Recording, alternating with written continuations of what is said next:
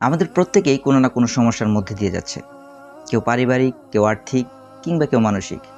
এ ধরনের mental trauma থেকে উত্তোলনে আমরা প্রতিনিয়ত আপ্রাণ চেষ্টা করে চলছি, কিন্তু তার পাশাপাশি আমরা কি আন্তরিকভাবে আল্লাহ তাআলার কাছে তার থেকে বের হয়ে আসার জন্য দোয়া করেছি?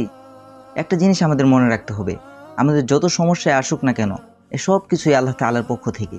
এ ব্যাপারে রাসূলুল্লাহ সাল্লাল্লাহু আলাইহি ওয়াসাল্লাম বলেছেন, মা ইউরিদিল্লাহু বিহি খায়রান ইউসিব মিন। আল্লাহ তাআলা যে ব্যক্তির কল্যাণ কামনা করেন তাকে তিনি দুঃখ কষ্টে পতিত করেন। এজন্য সমস্যা যিনি দিয়েছেন, সমস্যা থেকে উত্তোলনের উপায়ও তিনিই দিবেন। আমাদের শুধু দরকার একটুখানি ধৈর্য নিয়ে তার দ্বারস্থ হওয়া, কারণ আমাদের সমস্যা যত বড়ই হোক না কেন, এটা আল্লাহ তাআলার দয়ার কাছে খুবই ক্ষুদ্র। এজন্য আমরা যখনই সুযোগ পাবো তখনই তার কাছে হাত তুলে দোয়ায় নিমগ্ন হবো ইনশাআল্লাহ। কারণ রাসূলুল্লাহ সাল্লাল্লাহু আলাইহি ওয়াসাল্লাম বলেছেন, ইন্না রাব্বাকুম তাবারাকা ওয়া তাআলা হাইয়ুন কারীম ইয়াস্তাহি মিন আবদিহি ইযা রাফা ইয়াদাইহি ইলাই আই ইয়ারুদ্দাহুমা সিফরা।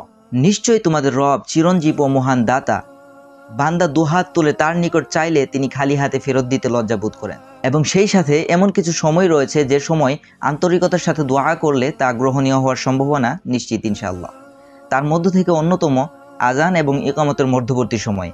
এ ব্যাপারে রাসূলুল্লাহ সাল্লাল্লাহু আলাইহি ওয়াসাল্লাম বলেছেন, লা ইউরাদ্দু দুআউ বাইনাল আযানি ওয়াল ইকামা। আজান এবং ইকামতের মধ্যবর্তী সময়ের দোয়া আল্লাহ তাআলা ফেরত দেন না।